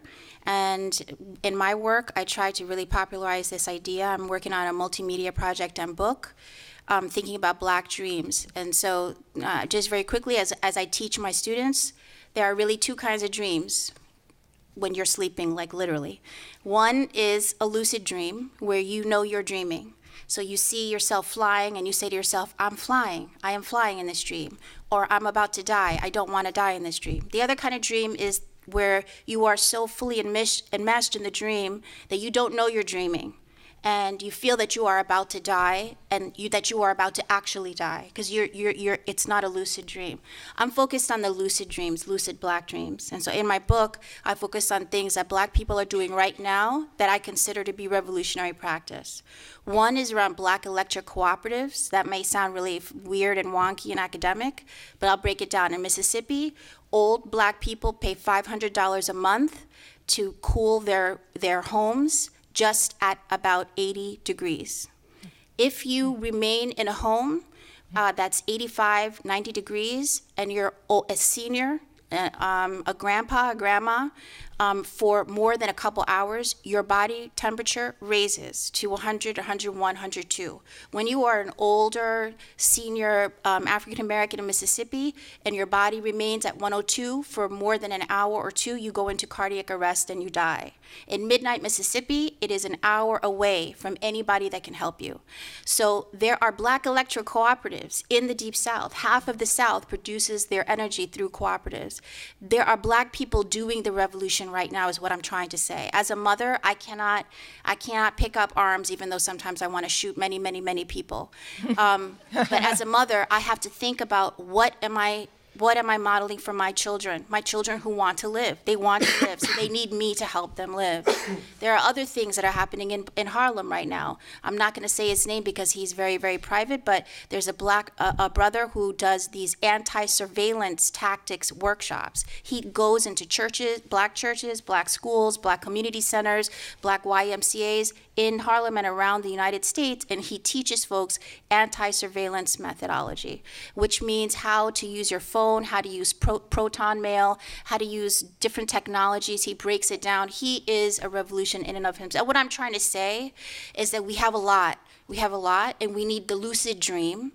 And when I say decenter whiteness, it doesn't mean pretend that white people are not around. It means thinking about what Black and brown people are doing right now to save each other. That's not going to be in the mainstream news, because it never will be, because that's not what the news, I believe, is for. Yes. Hi. Well, that's great. I wanted to ask a question about global white supremacy, which I think is very relevant because it's because of global white supremacy. Global white supremacy affects those who end up on the shores of this country as refugees or immigrants, since they've been driven out of their homes because of American empire building. So my question is, whites are going to be supposedly the minority in 2055. If we're talking about revolution and change and so forth, do you believe in coalition building between minorities? Or is there too much of a difference between African Americans whose origins are founded on sort of slave owner, slave, or chattel, chattel owner, and Latinos, Asians, Middle Easterners, and Native Americans whose origins are founded more on colonized, colonizer, if we're talking about it within the realm of whiteness? I think that whenever you talk about like the liberation of black people, like it is important for us to have coalitions. It is important for us to have allies. I think that what allies and people who want to assist in the liberation of black people have to understand that no matter what you are, it doesn't matter if you're Hispanic, doesn't matter if you're Asian, doesn't matter if you are from an African country, doesn't matter, but you have to, when you are wanting to assist in the liberation of black people, you have to take a step back and understand that your presence is that you can assist, but you have to do it from assist of knowing that you are just assisting, right? Like you have to let black liberations movements be black led without culturally appropriating, right? Like there's this, it's funny, I was just on Twitter, right? And Jeremy Lin, who plays for the Brooklyn Nets, he has dreadlocks right now. And people have called him out for having dreadlocks. And he's like, yo, I respect black culture and I understand cultural appropriation. And he just wrote an article explaining it. But yet he still got fake dreadlocks in his head, right? Like black culture has been co-opted by every, But then he was talking to a black basketball player who had Chinese characters tattooed on his arm. Yeah, but when black people get Chinese characters on their arm, it ain't in a sense like. How is that different? I've never seen a Chinese person with Chinese characters on their arm like that. I haven't. What? Okay. I just haven't. Okay. I'm just telling you what I know. Like, well, actually, there are. Is this what I'm saying? Basically explaining like, yo, he's doing like what white people do. Like, I have black friends. Like, I'm doing this to like show appreciation for your culture. Where like you can do that without like trying to look black. Like when we do it. This is my problem. My problem is that there's a lot of calling out in terms of who's appropriating who, which I understand there should be a discourse for that, and I do think that we should step back when it comes to black liberation. Other minorities should step back. But when it comes to the project of ending white supremacy, that's what I'm talking about. Is there a possibility in coalition building, or is there too much a difference? Because there's also, I also think there's a problem with ethnic stylification. This is what white people also want, that we're all in our own little discrete categories. So there is no possibility of unification. Do you want to finish up and then so we can get other? I think there is a possibility of unification, but we cannot, like, first of all, the idea of being unified is like a myth, right? Like when you want to assist black people, you have to know that you're helping black people. And first, it has to be an ask to help. Like, you don't just be like, yo, I'm waking up today and I want to help black people. No, wait for black people to ask you and give you a set of rules and guidelines and follow those. But I do think that it exists, and it has always existed, right? Malcolm X, he met with leaders in Asia. He met with, several leaders in Africa and throughout the Middle East to get ideas of like how minorities have power outside of America and are actually leading nations. So I do think it exists, and we can learn from each other. American? I think this is pretty naive. I think for a black person to like say to someone who's like a refugee or an immigrant with brown skin who's being labeled as a terrorist, and to tell them like, you need to come meet me on my terms. I've been like a middle class American, like my ancestors were slaves, but my family has been able to maintain a life for the last 3 generations, and to say that like, you need to come on my terms and and you need to step back and like respect Blackness, I think that's really problematic. And I think that we are, whether or not we're seen as people in our nation, like we do live in a nation that displaces people all over the world in the most violent ways possible. And like you can't just stay in a bubble and say like, well, I'm Black, like, so you need to come to me on my terms. Like, I don't know. Agreed. Next, your my question. I had a question. Alex. I didn't have a comment on that. Oh. I was just curious because you framed it as when whites become a minority. Do you actually think that's going to happen? Well, that's statistically that's what they predict. Say, right. That white people, but then of course that's also a question Shifting of definition. whiteness is a very flexible term. Yeah, okay. So some people say that East Asians will become white Of or course, I mean, the Jewish. census is You know, already I mean, so changing. it's think yeah, people but that's in terms of who are considered minority groups now. You know, I guess I'm they're- just wondering as a if you- total, they're going to become the majority. Yeah. Yeah, I mean, I'm still skeptical about that, but I'm just wondering if you feel like, because the question seems to be framed as kind of when this happens, if we can do this, and is that a tipping point? Is that what we're waiting for to kind of numerically maybe have the upper hand? Because I hear this a lot. This, 20, I think it's like 2042 now, right? It's not 20, whatever, right? Is this kind of idea that we'll reach some kind of number where we'll be able to, I mean, that's assuming maybe all of us can vote. Well, I think there is this, it's ongoing. Okay. It's not something that should happen. Okay. But especially since an immigration law in 1965, 95% of the immigrants who come here are not white. Okay, So, but it's debate. I mean, I don't mean to. Yeah, but it's debate. I mean, whiteness is not synonymous with white people. Neither is white supremacy. Although white people embody both. You know, all of us perform whiteness. Yes, all of us perform whiteness, and all of us exist under white supremacy. So numerically, whoever you identify as white, as a minority, it's wildly different than people of color who have been minoritized. So it's not the same. It's not about fetishizing numbers. It's about because that becomes fetishizing a number versus understanding the history of who's been minoritized, who's been historically looted. And so white people have not been historically looted. So it doesn't matter to me if there's 3 white people, there's still going to be a history of white supremacy that we're all existing. And that I just want to push back a little bit on that because I hear it a lot. And then I just want to say one thing about this idea. Obviously, I'm Black and Korean, and it's very complicated for a lot of people to deal with that. But I'll just put it out there again.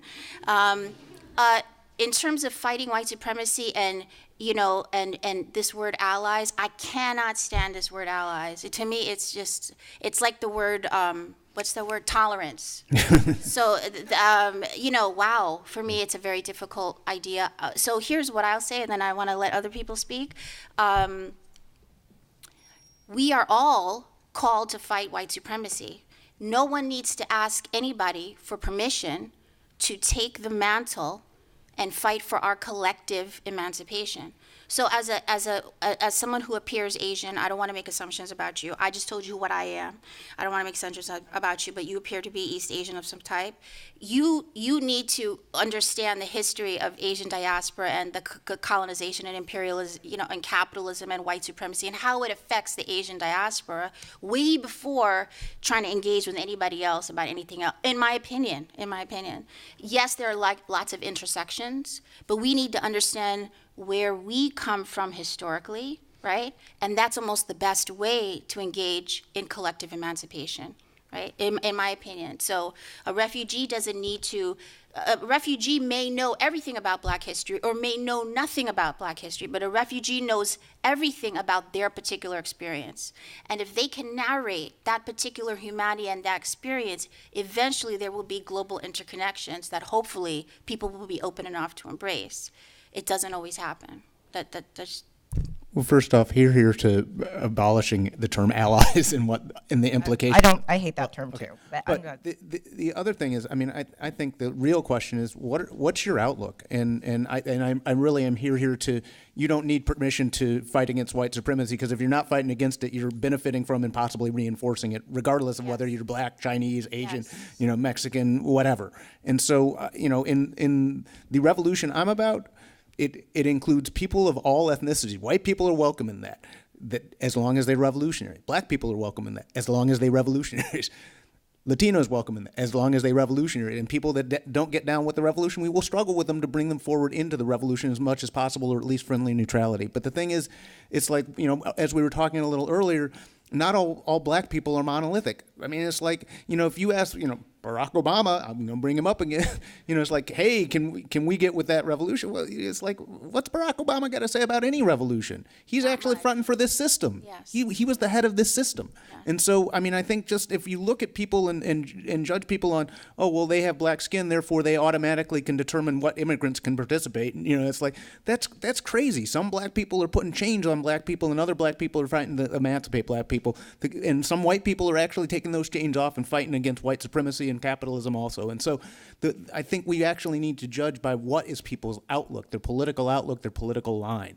And that is not something that you get by birth. That's actually something you work for. Yes, if you get hit upside the head a lot, you have a greater motivation to actually find, why is that person hitting me upside the head and how can I stop that, than somebody who might be standing next to the person who's hitting you upside the head. But you have a choice. You have to. Yeah. He had his hand up for a long time. Okay. I have just a very quick question. It's probably too late to bring it up. Class issues. Barack Obama and, these other, Ben Carson are rich, And so put what you're doing through the filter of, there are a lot of poor white people, there are a lot of poor black people, there's a lot of poverty, the income gap. And is that a way of creating bridges? You would hope, right? But the last election,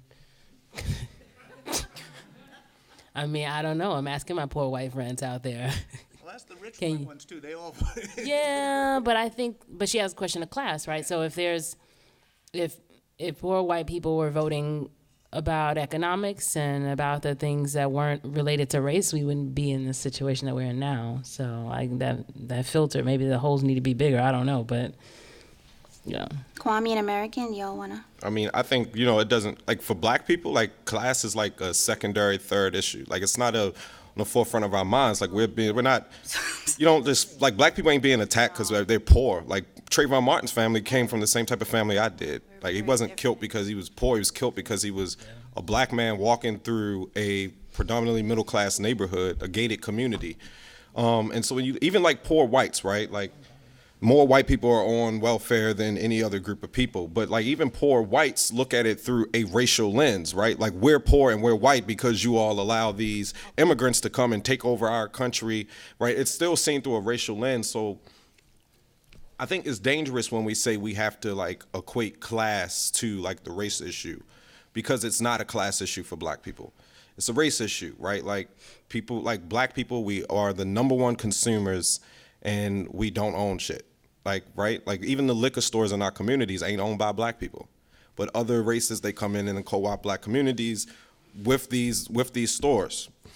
Or benefit from black communities, like benefit from black dollars. So I think it's definitely a race issue first, right? We have to combat racism and the hatred of like, you don't think so? Well, you're allowed to disagree, but I'm telling you as like a black person who grew up in a predominantly white neighborhood in a 5-bedroom, 5-bathroom house, like me being like middle class didn't save the police like asking me what I'm doing in that neighborhood. Me going to a Catholic school.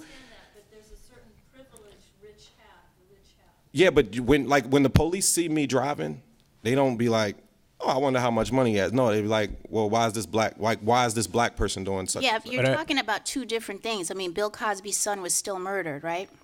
On the side of a road, right? So I think you're talking about two different things, American. I think it's a fallacy that can allow rich black people to reproduce the same discrimination that white people do.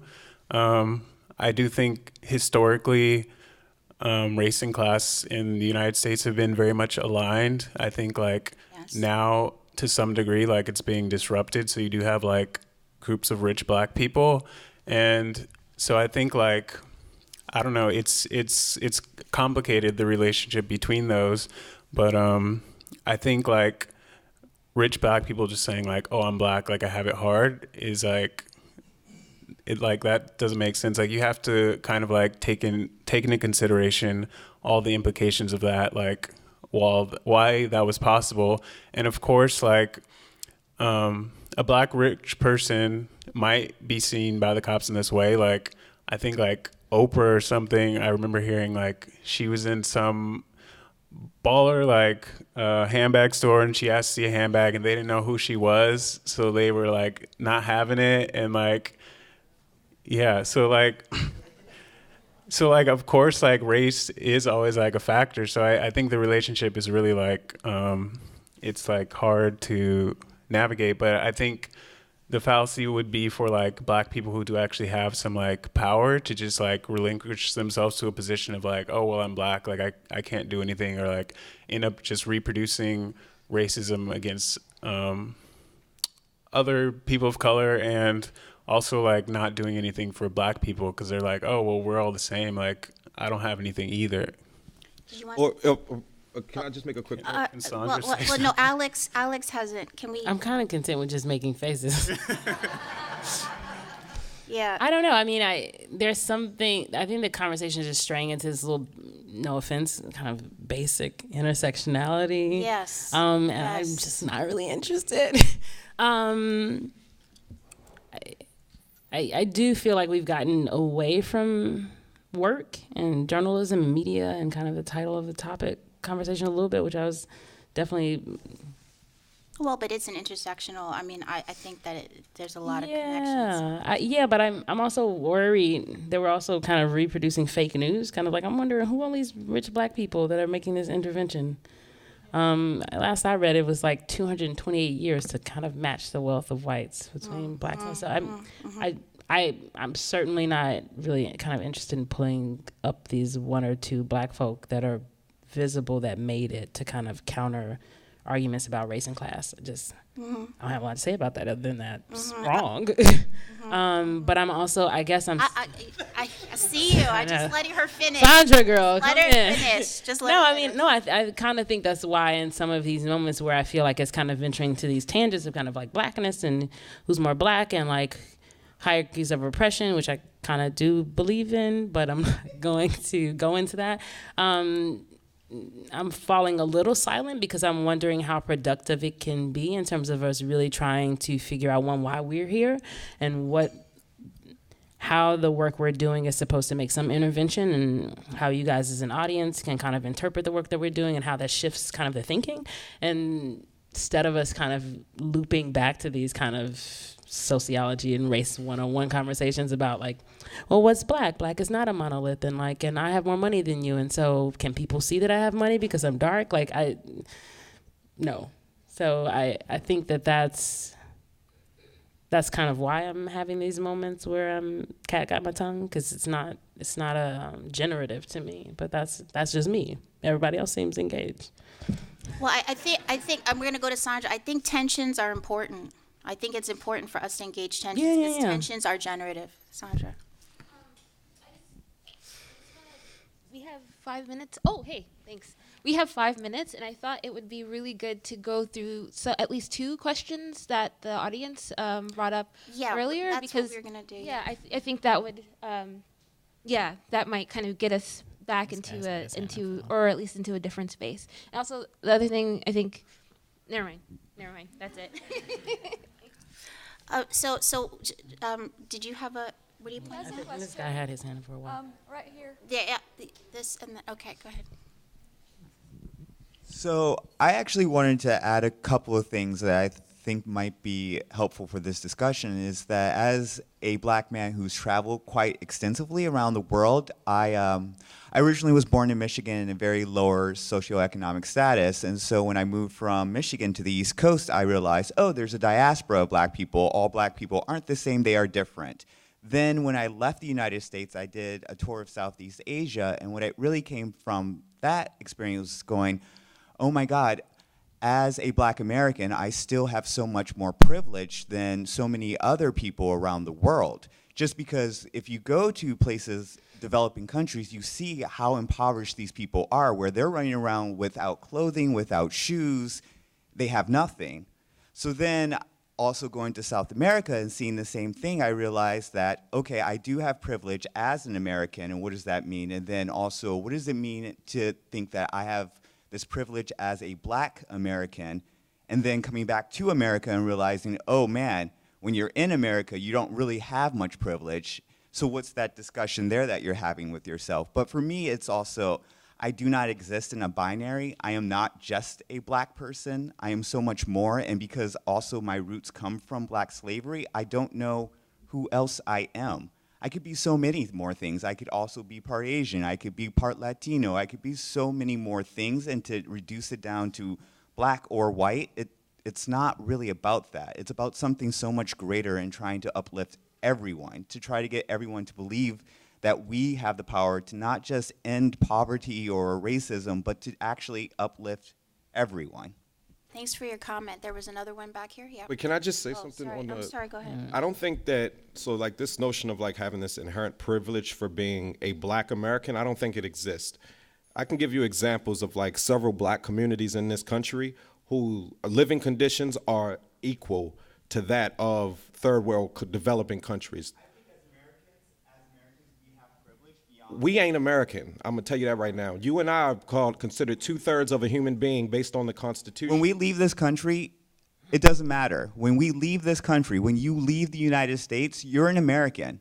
People see you as American. When I was in Southeast Asia, you know what they thought? They saw me, they thought that I was African. As soon as I spoke, they knew that I was American. When I heard that I was American, I began to be treated a completely different way.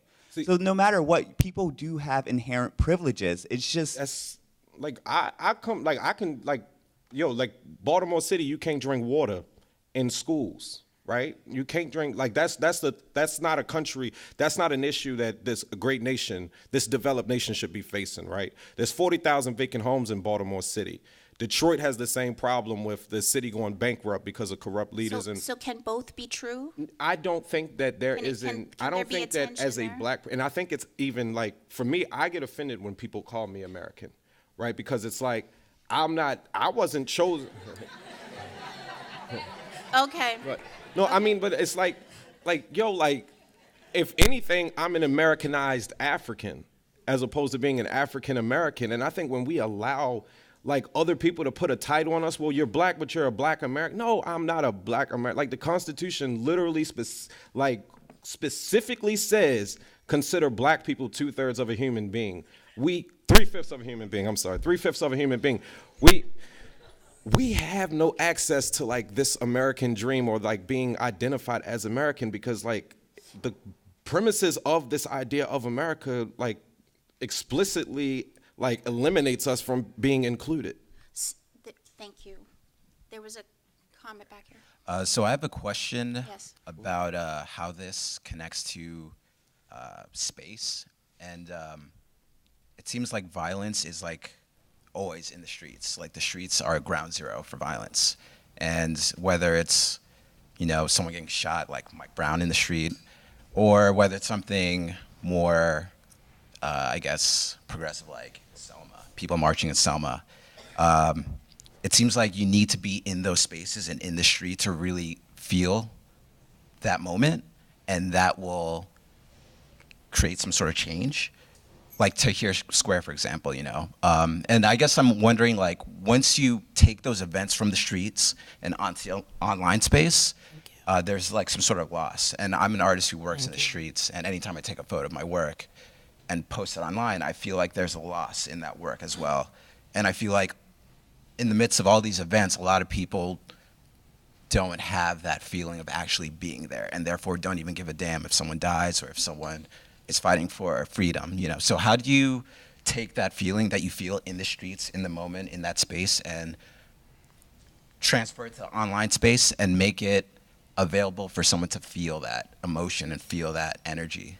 Because you said that it feels like something is lost. Yeah, there's like a lot, or at least personally, I feel like there's a loss between that transition. Yeah, and I feel like there's a lot of the reason why a lot of people can't understand these issues is because they can't feel that. Yes.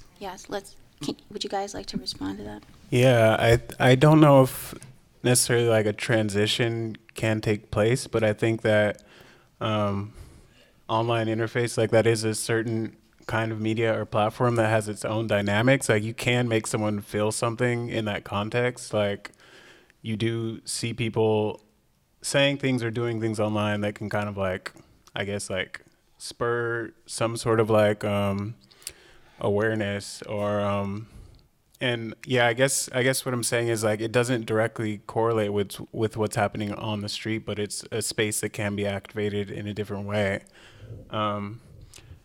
Yeah, I guess it's all. I think that it's actually complex because what became known as Black Lives Matter movement wouldn't exist without the online space. Neither would Tahrir Square. So certain people can actually feel empathy and actually be moved in a certain sense. And it wasn't actually just black folk that saw that. Suddenly, you had murder after murder after murder after murder after murder. Then it became undeniable that what we've been saying for decades is like, oh yeah, they actually are, shooting black folk in the back. I've seen the evidence with my own eyes. And so it is not just that stuff gets lost. Some stuff does get lost in translation, but more of my work has been seen through print media, TV media, and online than live. And I'm happy when documentation of my work gets there. And then finally, I'll say that there are some people who are almost finally, there are some people who are working in online spaces where it's not a translation, but actually the medium that they're working in, and some of those people work very effectively. And then the final thing I'll say is some people actually feel very emotionally on the other side. There are all these people who get doxxed and threatened and terrorized online because people do actually connect with what they represent either online or in reality, and they're targeting them. The white supremacists are doing it, but it's not just them, the whole 4chan network. And so I think we should not just view online is one step removed from reality. It's a different means of communication that some things do get lost in translation, but it is just a different space. Yeah, I agree with Dred. My work is primarily in Brooklyn. When I first started putting it up, it was anonymous, and I found how people were relating to it online by putting in a hashtag. Some people didn't put up hashtags, but it gave me a sense of how people are relating to the work. So there's this conversation that can happen kind of across those platforms.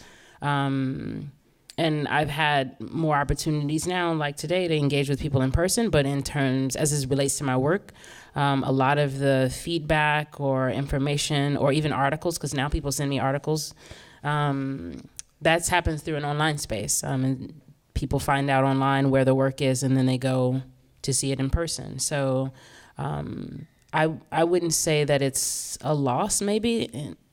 It's just a different type of engagement.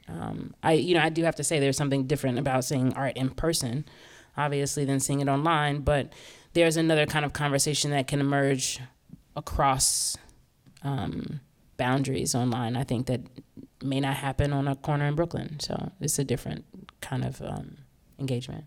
So when I think about, are you saying like, the feeling like like Black Death makes us act and we lose the feeling on social media? I mean, like, when you're witnessing something, when you're in the moment, it has this affect on you. Mm-hmm. And I'm not saying that like once that affect is, uploaded online, it's like gone, but I feel like there is some sort of disconnect, some sort of chasm between the two that prevents a full like jumping face first into this issue and really integrating yourself into it. So like I think like we can look at it like with these new videos of like people getting shot by the police. Like there has always been an attraction to watching Black people die, right? Like thousands of people will come out and have picnics and watch Black people get lynched. But I think what that has done, even for Black people, is that we've become desensitized and like kind of numb to it. So we'll see it, it'll make us protest and act, but we won't talk about like how people were dying before they were killed by the police. Like Corinne Gaines, who was shot by Baltimore County Police, like 6 months after Freddie Gray, she had a sea level of lead paint poisoning as an adult, right? She had no access to a healthy brain function because she was poisoned. Right, Freddie Gray, lead paint poisoning. There's no water in Flint, Michigan, right? They, like literally, Black people are being poisoned with lead paint. Still, like it's not as sexy because it's a slower death.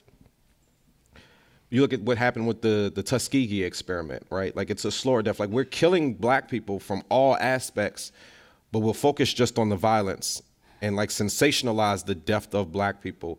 But I think we do lose a feeling when you put it on social media because it becomes sensationalized. It becomes a hot topic. I think Black Lives Matter was too nuanced of a critique of the structure of the system when we weren't talking about like why people, we weren't talking about the living conditions people died in. And that's the conversation, right? Like Freddie Gray died without ever having a chance to live because his parents were both heroin addicts, because he was given lead paint poisoning, because his older brother was murdered in the street, right? Like because he had been to jail 20 times, like he was dead. He was a walking corpse. He was already set out to die, but we pay attention when it becomes sexy. Like once we see the police like kill someone in our eyes, in front of our eyes, like it becomes like, oh wow, this is happening again. So I think it does lose the feeling, and I think the way to do that, I was talking to Lonnie King, who led the Atlanta student movement, and he said social media has destroyed the ability for success in movements and the ability for us to trust one another, because it becomes less about, oh, well, are we actually getting justice for these dead victims, and more about, are we gaining more social media followers, who becomes validated by this presence online that in most times doesn't spill over to like actual like grassroots work in building independent Black institutions and liberating Black people. So I think like social media in a way, like it minimizes like the effectiveness of movements. All right, our final question, and then we have to end. I'm sorry. I guess like get back to what the panel kind of like was supposed to talk about, is in this like virility in this life. But just in terms of what you just said about technological advances, like Martin Luther King was weary of technological advances in the 50s and the 60s, specifically around television and the radio. He was weary of technology and the types and of how information was distributed, because there was a source and it didn't privilege a more kind of like nuanced approach when it comes to distributing information, because it kind of like reinforced and created this imagined community. And so just in terms of how we lend ourselves to these networks, like whiteness is the property, whiteness is the structure, whiteness is the infrastructure. So as Black people operating within these spaces, we are perpetuating this whiteness to exist. So as artists of color, regardless of our privilege and our class, how do we kind of, turn these systems, and specifically with like activism and the media as like a structure, how do we provide people with resources and information? And I think that there are certain artists on the panel, certain artists here on the panel who lend themselves to providing and disrupting this network. But how do we further infiltrate? How do we further tear down and disrupt these networks that don't lend themselves to modes of thinking? How do we queer our way in? How do we like challenge these modes of thinking? Because as certain Black people like sitting on the panel, you've already transcended certain issues despite like your monetary status. So like, how do we further like bring more people of color in? How do we continue to disrupt the structure? Yeah, that's a really tough question. I think that's something I think about a lot. Especially on like Facebook, I guess. And like in my own experience, I see like people trying, like I mentioned before, like blatantly critiquing media as they share it. Things like smaller Facebook groups that try and disseminate articles or things that can be read that you might not be able to afford, or like books and things like that. There's like syllabi circulating of like things you can read like about like Black liberation and things like that. And I guess I feel like the platform always like is capable of that, but it's just like the conversation has to extend to more people. Like, I mean, the inherent problem of it is like a lot of young people probably don't go on Facebook to like find things to read. They're probably just looking for like cool videos and shit. And like, how do you make someone like interested in trying to like learn or find out those things, because there is a possibility for it to be activated in that way. But then also on the flip side of that, I think with corporations like Facebook, like it's already super problematic for us to even use that because it's such a like white institution. But then like there's not much like, I guess, grassroots or like smaller level social media networks in existence. I think there are people that are interested in like developing that. So I think also it's a matter of like, I guess, educating people on how to like make their own network or something like that, so that like you can create something outside of this space where you have like Facebook and Instagram like perpetually just getting more insular, and like you feel like there's nothing else on the internet, even though like you can do whatever you want on it. And on that note, I'm sorry, we really have to close. We're already 11 minutes late. So please join me in thanking the panel, and look forward to the next one.